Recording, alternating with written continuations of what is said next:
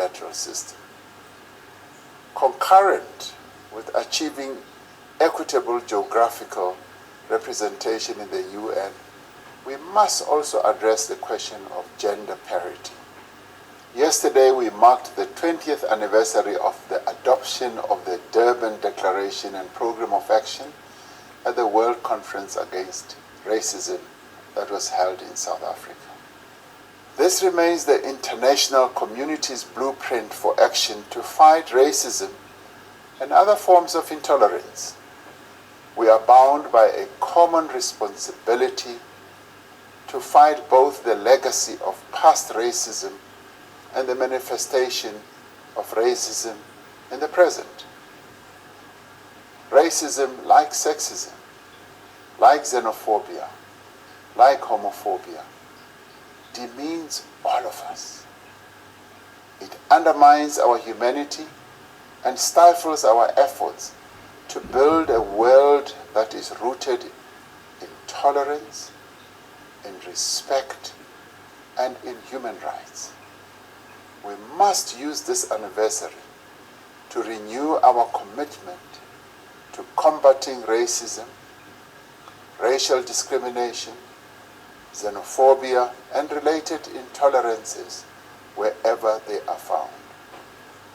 Mr. President, the challenges we face are immense.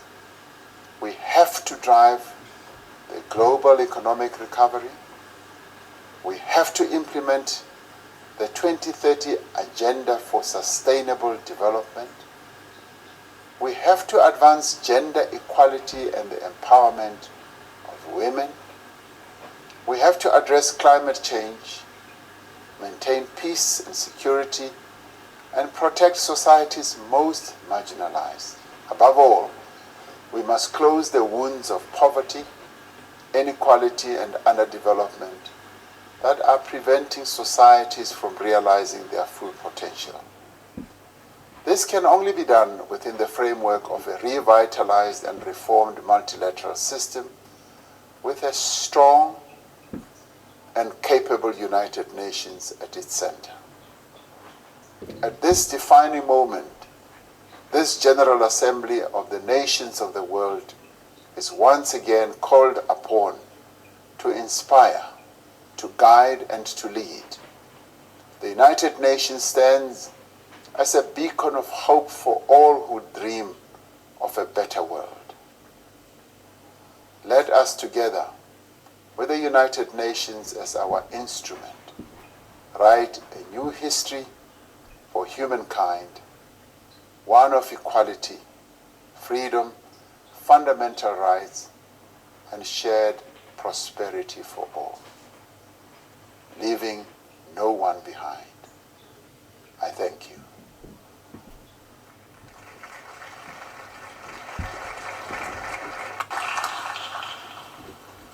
On behalf of the General Assembly, I wish to thank the President of the Republic of South Africa for the statement just made. The Assembly will hear an address by His Excellency Muhammad Irfan Ali, President of the Cooperative Republic of Guyana. I request protocol to escort His Excellency.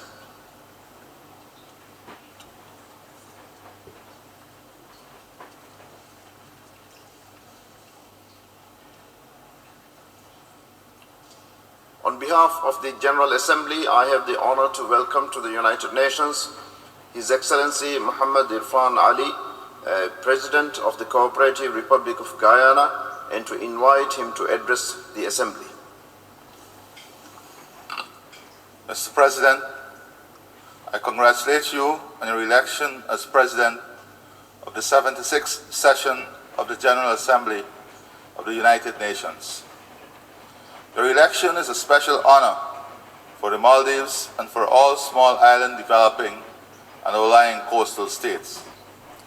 I wish to record Guyana's appreciation to the outgoing President, Falcon Busquer, who was tasked with navigating the Assembly during one of the most challenging years in modern history. Mr. President, our world is a troubled place. The peoples of our planet are living under a cloud of uncertainty. COVID-19 has stomped across the globe, taking lives, wrecking livelihoods, and paralyzing economies. And looming large behind is climate change, growing every day in its capacity to inflict even greater destruction and ruination than the coronavirus. Our citizens look to us, the representatives of nations who gather here, to create conditions that will ease fear, erase doubt, and give hope.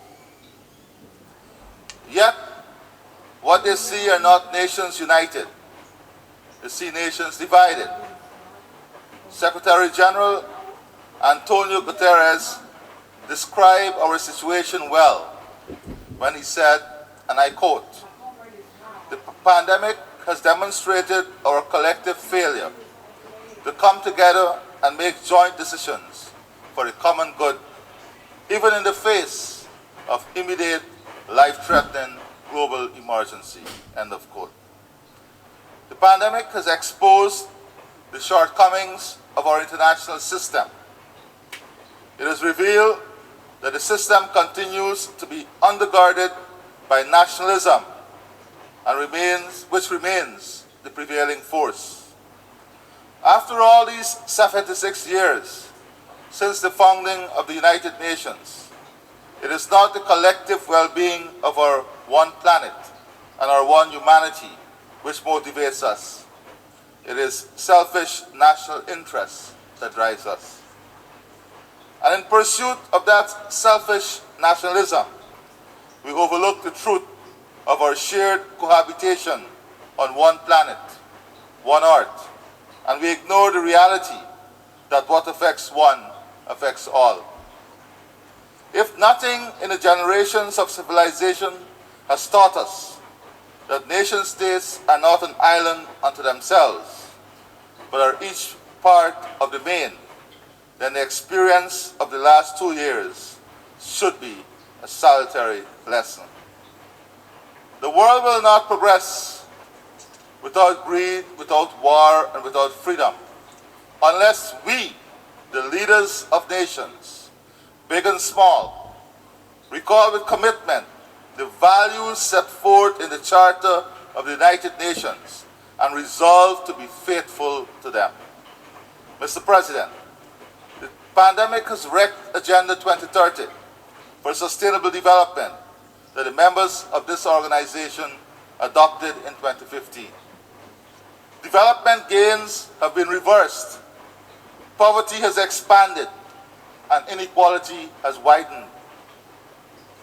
Widening fiscal deficits, mounting debt, reduced fiscal space, and external financial flows have imperiled the capacity of developing countries to attain the Sustainable Development Goals. Within developing countries, the pandemic has upended growth, increased unemployment, and weakened health and education systems. Education regression is now inevitable, given the long period our children have been forced out of the formal classroom and the challenges which many developing countries face in delivering virtual education. Given these problems, economic recovery is essential to returning countries to the path of attaining the SDGs. But such recovery will be painfully elongated and slow unless there is international support in the form of debt rescheduling, debt service moratoriums, provision of soft resources to reboot economies. My government restates its call for increased resources to be made available to states on the basis of their vulnerabilities and not only based on a misleading measure of per capita income. If these essential measures are not implemented, growth in developing countries will not be restored, nor will economic and social policies be realigned along the path set out in Agenda 2030. The repercussions will be felt by the rich nations because developing countries are markets for the goods and services of the industrialized nations and the source of the raw materials. Poor countries cannot buy unless they have the means, and they cannot produce unless they have the capacity. Our world will become a damaged place, reverse an age of avarice, conflict, and plunder.